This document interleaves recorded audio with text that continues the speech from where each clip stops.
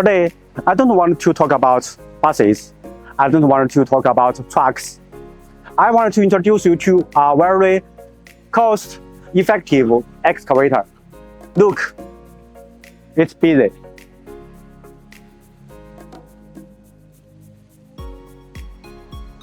This is a Hitachi hydraulic excavator. The production date is December 2021. The model is 360H. The engine is from Isuzu. This is the bucket. The bucket capacity is 1.6 cubic meters. It has a strong arm. The excavator is used about 2,000 hours, so it's cheap. At least $70,000, less than only one. All types of engineering machinery here.